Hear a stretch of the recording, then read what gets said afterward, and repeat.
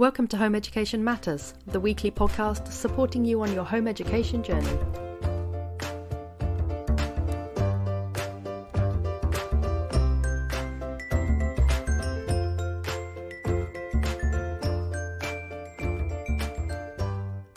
Hello and welcome to Home Education Matters. And today, for part of our Day in the Life series, we are talking to Amanda.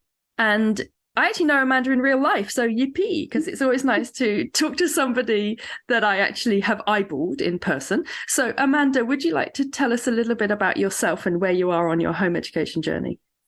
I'm Amanda. I have 3 children who've all been home educated.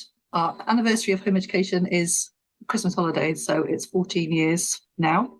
We started when my eldest was 4 years old. She is now 18 and at university. Cool. And then I've got 2 left still at home. Not left, enjoying.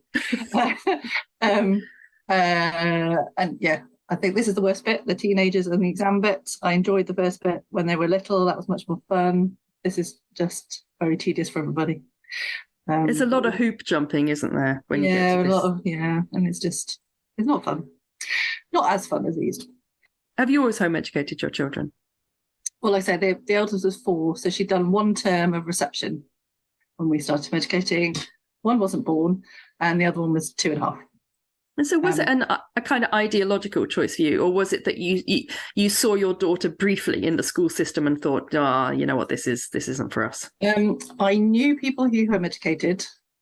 Again, they had sort of quite young children, so I kind of had heard about it and I knew about it and I was thinking about it. And then where we lived, they just built a shiny new school and it was all new, and we kind of thought maybe it'll be fine. And yeah, by the end of the first term, we knew that she wasn't cut out for kind of school, even at 4, and she definitely still at 18. still not really. She kind of likes pushing boundaries and doing her own thing, and she would never have coped really. How is she finding the transition from the freedom and flexibility of home education that she's got used to from the age of 4? How is she finding university now? Is she finding that a challenge, or is she She's loving it? She says she's never coming home. Yeah. I've got to go and pick her up this afternoon because it's her Christmas holiday now. But she's already signed up for a house next year. She's like, I don't need to come back next summer. She did go to college at 16, so she's done a bit of that kind of stuff. But again, it was a level 3 course, so it wasn't, she didn't do any exams. She's never done any exams. She did her GCSEs during 2020 when there were no exams. So she's going to be one of the kids who gets all the way through without ever having done an exam, which I think is very clever. Yeah, I think that's very well timed. I think she's finding university challenging compared to what she was doing at college, which I think is what she wanted, but now she's got it. She's not sure that's what she wanted. Academically challenging.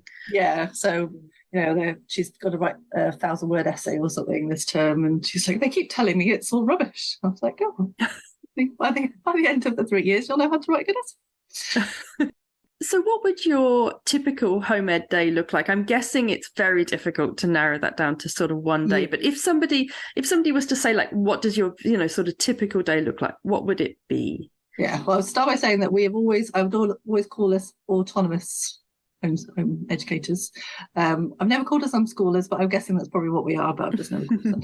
So the youngest, who is 13, I would call him definitely doing his own thing. He has done a lot more this year than he's ever done before, and he's actually chosen to do stuff, which I think is really cool. So he's very busy. But today, for example, that's like an average day. This morning, I've kind of chivied my daughter to she's got to pack to go away today. We're trying to get an English assignment done this week because she's doing the Catherine Mooney IGCSE English thing. So we're kind of trying to work through it for exam in the summer. And did she choose that, for example? Yes, so she's already applied to go to college next year. She's 16 now, and she'll be 16, 17 actually. And she wants to study English and drama and media studies. So yes, she wants to do English. So that's something that she knows she's got to do, and she's got a target in her head. She still doesn't like doing it. But this is a bit like I hate the kind of chivvying. She's not very self-motivated. So you can chivvying. So yes, she's got to try and work through to try and get an assignment done by the end of this week. So I've been chivvying her to do that this morning. I've got work meetings, so I juggle work as well. You work from home, do you? I run a company with my husband, so we're directors of a company, and I'm sitting in a cabin at the bottom of the garden, which is where we've got a home office, and we have an actual office as well, where our staff are, and so yeah, there's lots of juggling. So you have to juggle home education with running a business at home, and quite a few of us do that, and it's a slightly different nuance, although it's easier as they get a bit older, isn't it, as the children get a bit older? Yeah, they need less supervision, though I'm saying, my 13-year-old possibly needs more supervision.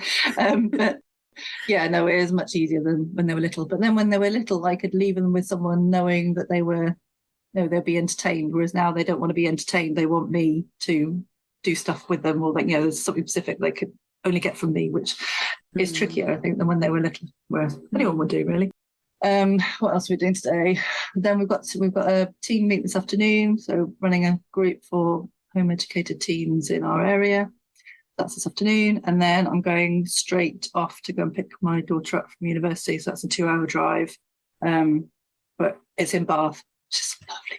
So we're staying overnight and doing Christmassy things in Bath, and then coming back tomorrow with a student with all her stuff.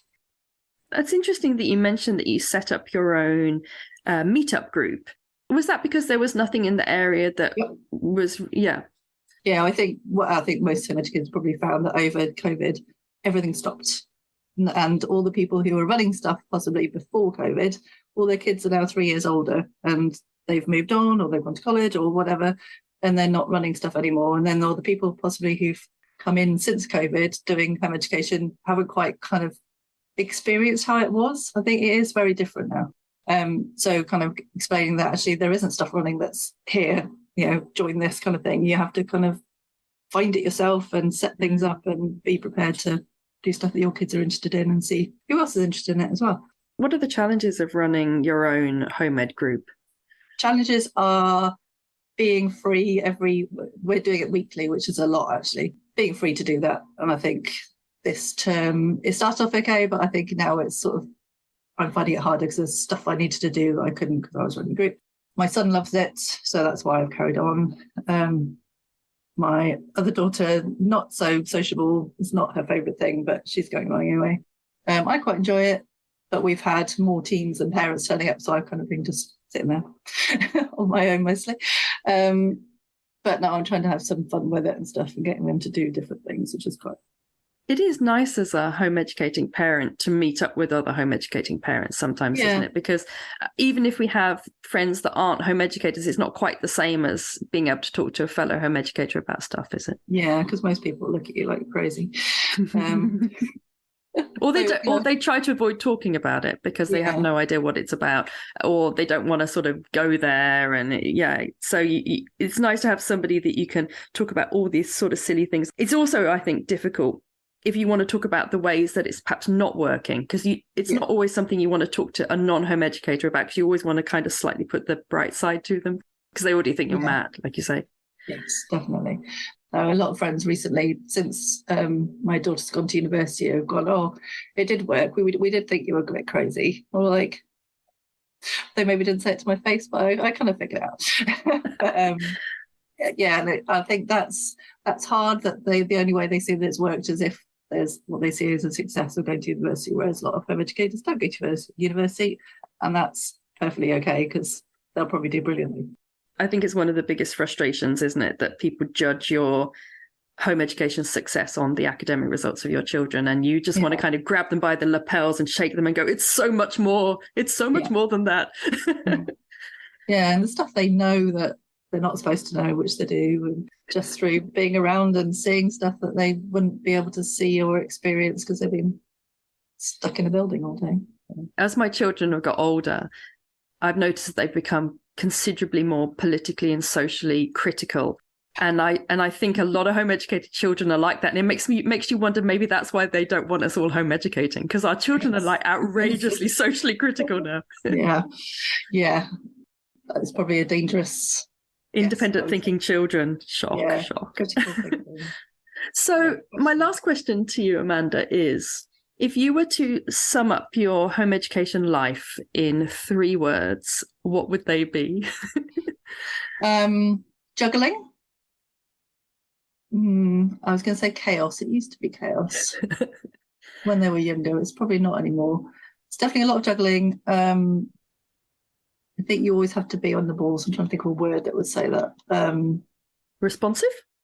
Yeah, and continuous.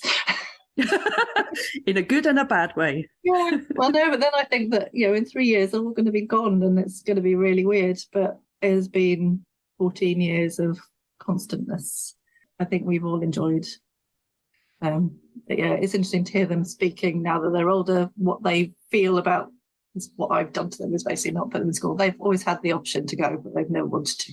And actually, they're all quite positive. I was talking to my daughter about this podcast today and last night, and she was saying, "Oh, make sure you say this." And I can't remember what she told me to say. But well, if she wants to come on a podcast with me, then do let me know, because I always find it really lovely speaking to home educated children. And I'm speaking to one who's, I think, about 11. My daughter's 14. My son is 16. But we could do with an older one. So if your daughter fancies it, then just let me know. Yeah, my 18-year-old will probably talk to you. Brilliant. Yeah, I'll ask her. Yeah, do, because I think it's always interesting for home educating parents of younger children to see what what they can expect. Thank you so much. It's been really lovely talking to you today and having a tour through a typical day of your life. I love your 3 words. That's the first time I've had juggling come up, but I think it's a really good one. I think it's very true. So thank you so much. It's been lovely talking to you today. No worries. Thanks, Eleanor. Bye. Thank you so much for joining us for today's Home Education Matters podcast. See you at the next one. Have a lovely day.